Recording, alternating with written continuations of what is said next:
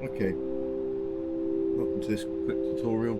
This is going to be on how to set up the FMC in VR and get ready for takeoff, and maybe even a quick takeoff depending on how we're going. So first things first, I'm going to jump straight into it. We're going from Manchester to Birmingham, so our constraints are going to be 4,000 for our first altitude restriction. We're going to type in our airport of departure here, which is going to be EGCC. We're going to enter that. Now we've got some handy information here on the tablet. It's going to tell us our air pressure, which is 1023, so we're going to input that here, 1023, and we're also going to input it here, 1023. Okay, then we're going to go to the payload tab. It should be pretty similar on the Asobo one. This is actually the FlyByWire A320, but the Asobo one's pretty similar. It's just that the only difference is the interface on the tablet. Everything is in there, you just have to look for it in different places. We might make a video on that at a different time, but this is for the FlyByWire A320 in VR. So if we go to payload, we'll put in make-believe amount of passengers. If it lets us select it, and we'll go with 80 passengers. Enter that. We'll keep the fuel weight the same, and we'll... Ladies and gentlemen, from the flight deck, on behalf of myself, your captain, the first officer, and cabin crew, I'd like to take this time to welcome you aboard our flight. We're just wrapping up some paperwork up front here and waiting to receive final numbers from the ground crew, then we'll be on our way. Flight attendants will be coming through the cabin shortly with a very important safety briefing. We do ask that you give them your full, undivided attention as they review the safety operations of this Airbus aircraft. We do appreciate your business having you aboard this flight. If there's anything we do to make your flight any more enjoyable, please don't hesitate to ask. Welcome aboard. Okay, so now we're on the calculator page.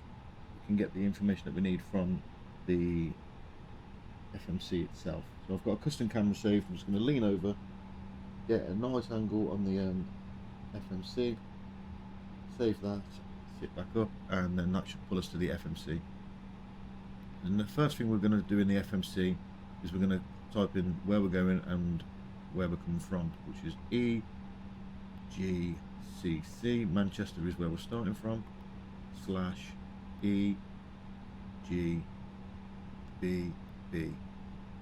Okay, and I don't know what's just happened. I think there's another aeroplane on the runway.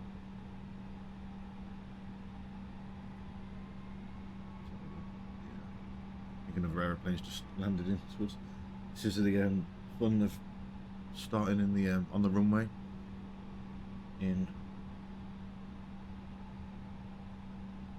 Microsoft Flight Simulator. So okay, let's input that. Go straight back to the init page. Put in a generic flight number 2311 after news. We'll stick that in there. Cost index of 30.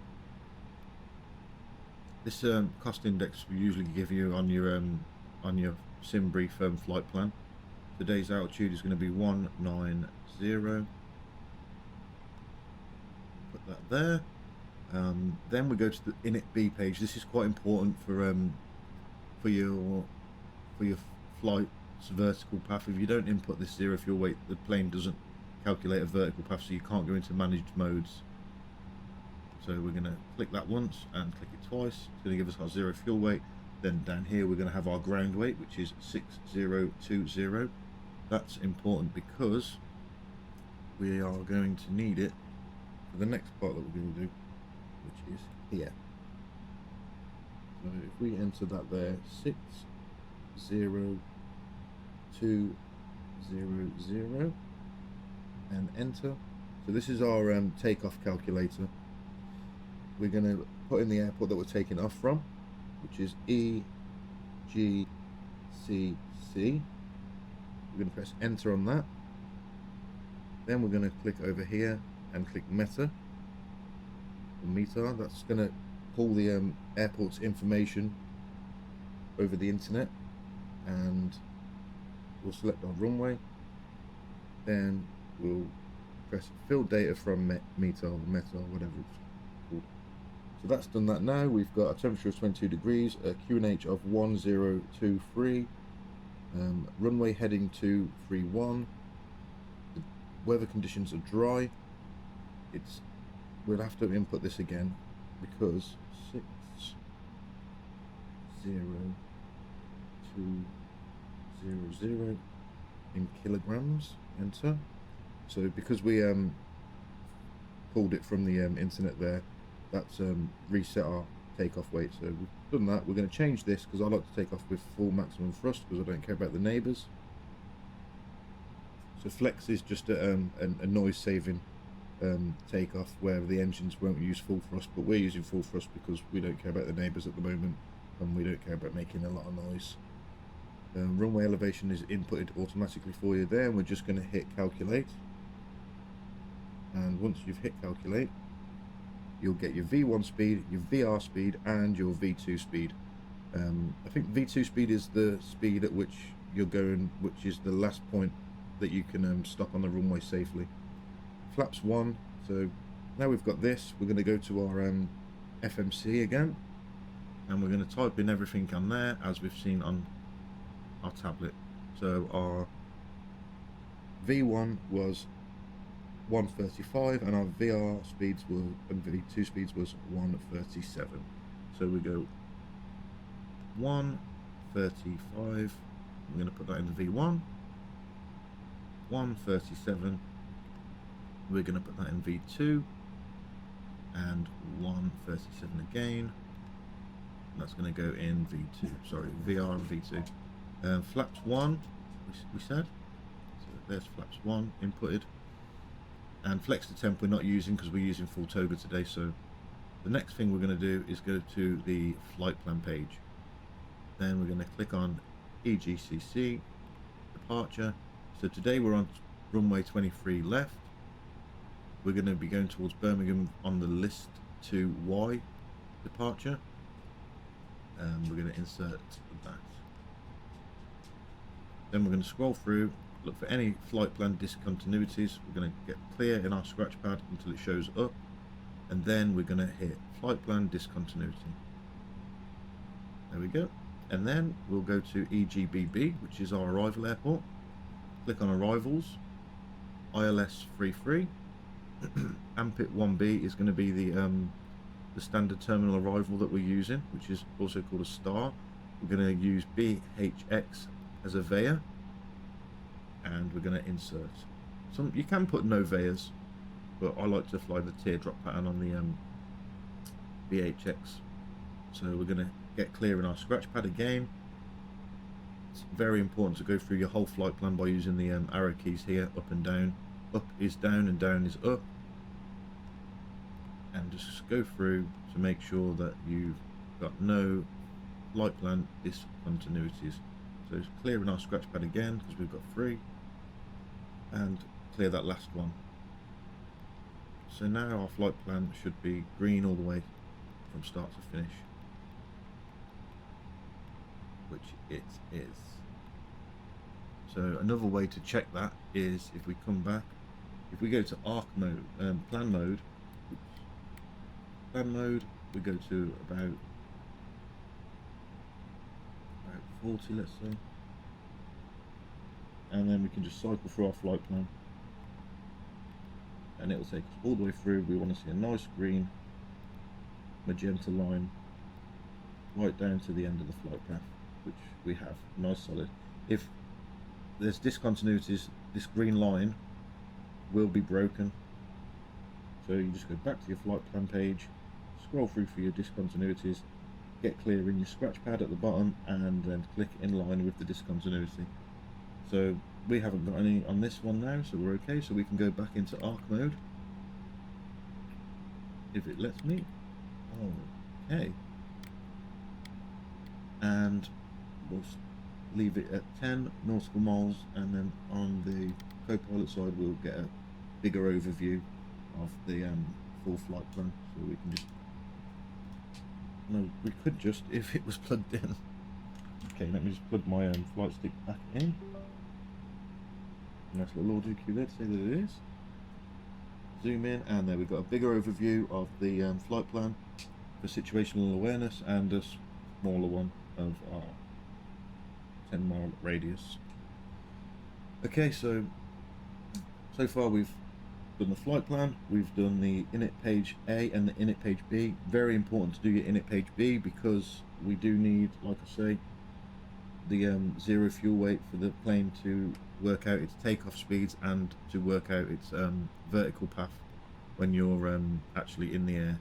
Otherwise you won't be able to go to manage modes if this isn't blue. If it's still orange, it won't work out any vertical paths. So let's go back to flight plan. We're pretty good there. We've got our initial altitude set, we've got our heading in managed modes ready. Q and H we've got set to 1023. Our flight directors are on. It's important that your flight directors are on, or you'll never go into managed mode. Up here we've got, if it's night time, a dial that you can brighten all of these panel lights up, so all of these lights would light up if it was night time. Over there we've got dome lights. This lights up your whole cockpit, sorry, at night time, but we don't need that because it's daytime, so that's just a little handy thing. Like I say, I'll get a nice camera angle, camera custom save 1, and get the FMC captured. I can sit back then and just pull the FMC to me, so I can see it nice and clearly, and I can mess with anything that I want without breaking my back or bending over in VR. So we'll go back. The next thing we're going to check is the when you see people taking off in the A320, they'll say takeoff no blue. What they're referring to when they say no blue is these little blue icons where it's telling you to do something. So we need to do our cabin checks to tell them that we're taking off, tell the cabin crew. And you get that nice audio ding dong. Then we've got takeoff config. That's the takeoff config button. That's just the airplane going to do its final check before takeoff. And we've clicked that, it's done its checks, everything's come back green, so we've got takeoff, no blue. I think we're pretty good in here. In the A, we have got a check sheet as well that you can go through. So let's say line up, it's going to tell us things, takeoff runway, TCAS is set, which the TCAS is down here. Our TCAS is set. Oh, is the TCAS set? I forget where the TCAS actually is. It's kind of irrelevant to this video, but I'm pretty sure this is the TCAS pedal here. So that's going to be our traffic management, so it'll let the plane take over if there's traffic and keep us safe. Packs 1 and 2. Packs are up on this main panel here, they're on. Departure and change. So this is just it's not necessary, but if you was trying to do a real flight, you'd go through all of this. This is your check sheets to make sure everything's good before you take off, to keep your passengers safe. So we've got everything on green and we're ready to go. So when this guy moves, we're gonna take the parking brake off, which is down here. We're going to put our thrust up to toga. I can't speak. Okay, and we're off. So now we're watching this speed tape here. Oops. And now we've got our V1, which is in the pink little dashed line. We're going to pull back on the yoke, or the flight stick. Bit of wind, about 20 degrees. We're going to no blue again, so gear comes up. We're going to wait for the aeroplane. We're going to put it into autopilot.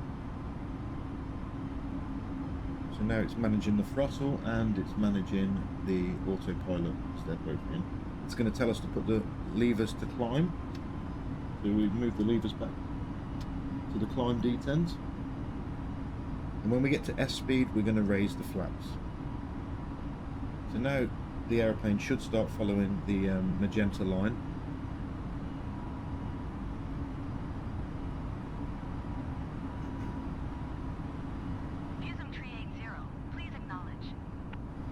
I've got my ATC set to but they don't know what we're doing because I haven't programmed that into this flight.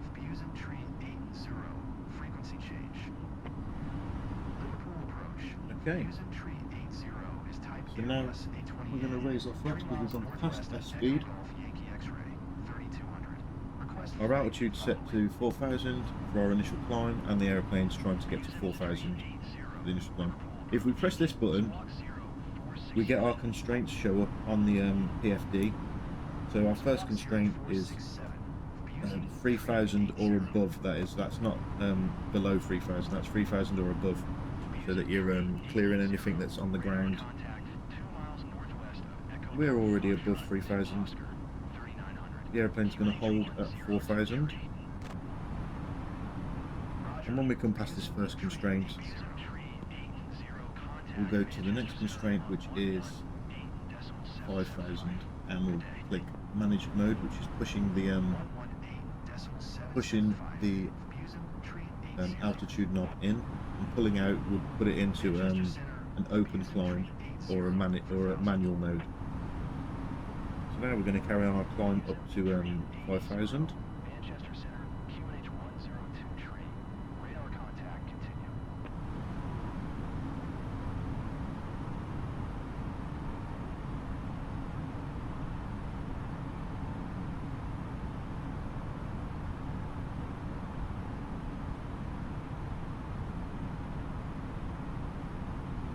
And now we're at 5,000. ATC will probably clear us to our climb altitude or our cruise altitude, which will, in our case today, was going to be 19,000.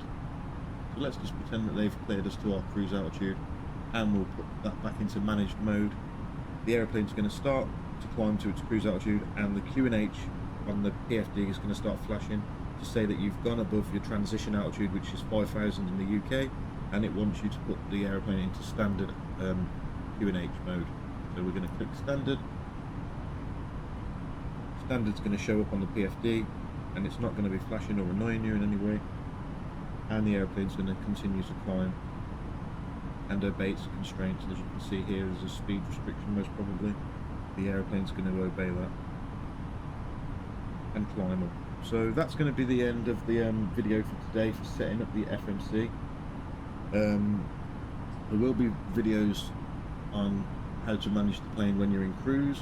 There will be videos on how to land the plane using the ILS features, but that's for another video. So I hope that everything I've explained here in VR today has been helpful, and some of the little tricks again what I use to not break my back while I'm flying in VR by saving custom cameras to custom angles. You can see on the camera here I'm sat straight up, and I can pull my FMC to input any data I need to put while I'm on the go, and I can also just have a quick look at my PFD to keep an eye on my speeds, keep an eye on my altitudes, and carry on without bending over, inputting everything I need to input into the FMC. You could take this to a bigger extreme and get more custom cameras, but in VR for me, just having this one custom camera is enough. Maybe if I did do another custom camera, it would be to look at this screen as well, but I'm quite happy just to turn my head and look at that. So that's going to be everything for today. I hope that was helpful, and I'll catch you in the next video, which should be the cruise video. Thanks for watching, and goodbye.